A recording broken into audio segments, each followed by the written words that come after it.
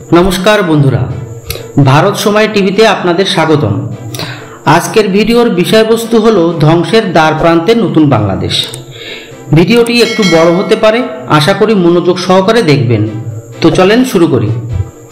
ভূ রাজনীতি যারা বোঝেন তারা খুব ভালোভাবেই জানেন কোনো দেশে স্বতঃস্ফূর্তভাবে কোনো সংকট আসে না।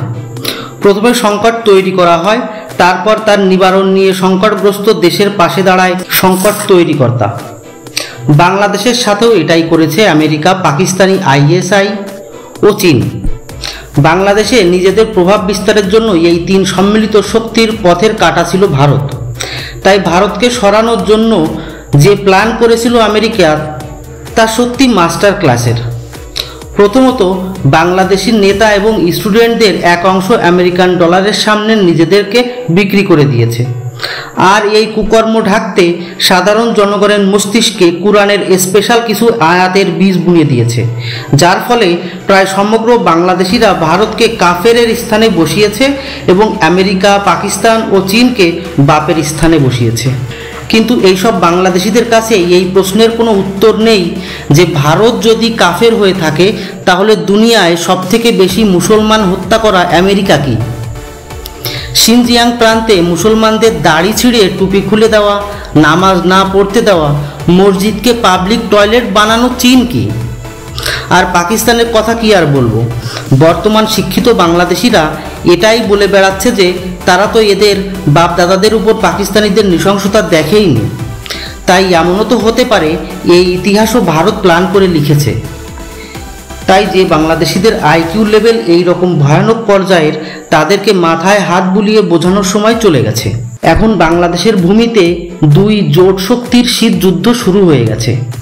আমেরিকা, পাকিস্তান ও চীন একদিকে, অন্যদিকে ভারত এবং রুশ। আর এই দুই মহাশক্তির মধ্যে পড়ে তিলে তিলে ধ্বংস হবে বাংলাদেশ। আর এই খেলা শুরু হয়ে গিয়েছে। আমেরিকার কাঠের পুতুল নোবেল বিজয়ী মোহাম্মদ ইউনুস সরকারে এসেই পাকিস্তানের মতো ভিক্ষা চাওয়া শুরু করেছে। বাংলাদেশের সবথেকে বড় শিল্প হলো গার্মেন্টস। এই গার্মেন্টস শিল্প এখন হুমকির মুখে। মিডিয়া রিপোর্টের মতে বড় বড় সব কোম্পানি বাংলাদেশ থেকে ফ্যাক্টরি সরিয়ে ভারতের বিহারে শিফট করতে চলেছে। আর যেহেতু বাংলাদেশের কট্টর ইসলামিক পার্টি বাংলাদেশে শরিয়া নিয়ম লাগু করতে চায়, সেক্ষেত্রে মহিলাদের বোরখা পরা বাধ্যতামূলক হবে এবং বাইরে কাজ করতে যাওয়াও বন্ধ হবে। সেক্ষেত্রে সস্তা মহিলা শ্রমিকের অভাবে গার্মেন্ট শিল্প একেবারে ধ্বংস হয়ে যাবে, যা ধুঁকতে থাকা বাংলাদেশের অর্থনীতিকে কোমার ভিতর ঠেলে দেবে। কিন্তু এসব নিয়ে বাংলাদেশিদের কোনো চিন্তাই নেই, কারণ এখন বাংলাদেশ চালাচ্ছে নোবেল বিজয়ী ডক্টর ইউনুস, কোনো চাওয়ালা নয়। বাংলাদেশিদের তর্কহীন কথাবার্তা এবং তথ্যহীন দোষারোপে ভারত সরকার অতিষ্ঠ হয়ে গেছে। যেমন ধরেন, ভারত সরকার নাকি বাংলাদেশিদের ভালো চায় না, শুধু হাসিনার সাথে ভালো সম্পর্ক রাখে, শুধু তার সাথেই কথা বলে। আরে ভাই, ভারত সরকার কি বাংলাদেশিদের সাথে কথা বলার জন্য সমস্ত গ্রামে গ্রামে মিটিং করে বেড়াবে, না তাদের ভোটে নির্বাচিত হওয়া প্রধানমন্ত্রীর সাথে কথা বলবে? এখন তো মোদি ইউনুসের সাথে ফোনে কথা বলছে, তাহলে কি এটাও দোষের? যাই হোক, বাংলাদেশিদের অবস্থা হলো পাকিস্তানিদের মতো। কিছু হলেই নিজেদেরকে দোষ না দিয়ে অন্যের উপর দোষ দেয়, কিছুটা চোরের মার বড় গলা টাইপের। যেমন ধরুন, এতদিন ধরে ভারতের বিদ্যুৎ ব্যবহার করেছে কিন্তু একটা টাকাও দেয়নি, আর এই বকেয়া বিলের পরিমাণটা $800 মিলিয়ন। আদানি গ্রুপ এই বকেয়া বিল পরিশোধ হওয়ার আগ পর্যন্ত নতুন করে বাকিতে আর বিদ্যুৎ দিতে চায় না বাংলাদেশকে। ভারত ধীরে ধীরে বাংলাদেশের স্ক্রু টাইট দেওয়া শুরু করেছে। অন্যদিকে বাংলাদেশিরা শুধু ভারত নয়, রাশিয়াকেও বিনা তথ্যে আক্রমণ করেছে। বাংলাদেশ এই ধরনের প্রচার শুরু করেছে যে রাশিয়াও বাংলাদেশকে লুটে খাচ্ছে, আর এই তথ্যের খণ্ডনও কয়েকবার করেছে রাশিয়া। কিন্তু চোরে না শুনে ধর্মের কথা, তাই বাধ্য হয়ে রাশিয়া বাংলাদেশকে দেওয়া $1 বিলিয়ন ইন্টারেস্ট দেওয়ার আলটিমেটাম দিয়ে দিয়েছে, যেটা প্রায় $630 মিলিয়ন। আর এরই মাধ্যমে বাংলাদেশের বর্তমান রাজনীতিতে সোজাসুজি ঢুকে পড়েছে রাশিয়া। আপনারা জানেন এই সময়ে রাশিয়া নিজেই যুদ্ধে জড়িয়ে আছে, তাই হয়তো বাংলাদেশ নিয়ে বেশি একটা মাথা ঘামাচ্ছিল না রাশিয়া। তবে বাংলাদেশিদের আমেরিকা কেন্দ্রিক প্রোপাগান্ডার মাধ্যমে ভারতের সাথে সাথে রাশিয়াকেও টার্গেট করা, খাল কেটে কুমির আনার মতো অবস্থা সৃষ্টি করেছে। ভারত যেভাবে রাশিয়া ও ইউক্রেনের যুদ্ধ বন্ধ করানোর দিকে এগোচ্ছে, তাতে হয়তো আগামী 6 মাসের মধ্যেই এই যুদ্ধ বন্ধ হবে। তখন রাশিয়া কোনো রকম পিছুটান ছাড়াই ভারতের সাথে এক হয়ে বাংলাদেশে আমেরিকা জোটের বিরুদ্ধে শীতযুদ্ধে নেমে পড়বে।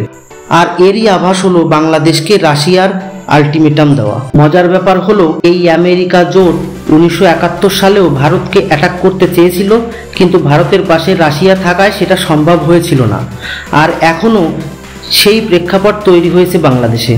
বাংলাদেশিদের একটা কথা বোঝা উচিত, চাকু গলার উপর মারুন আর গলা চাকুর উপর মারুন, কাটে গলায়। যেমনটি হয়েছিল ইরাকে, ন্যাটো এবং রুশের যুদ্ধে বরবাদ হয়ে গেছে ইরাক, তেমনিভাবেই আমেরিকা জোট এবং ভারত জোটে যেই জিতুক বা যেই হারুক না কেন বরবাদ হবে বাংলাদেশ। আর এটাই আমেরিকার প্ল্যান।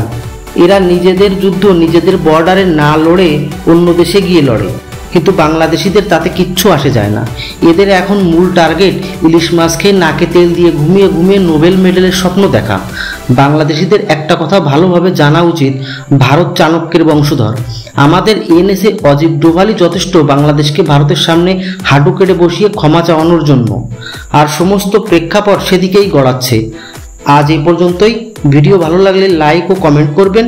চ্যানেলটি অবশ্যই সাবস্ক্রাইব করে বেল আইকন প্রেস করবেন। ধন্যবাদ।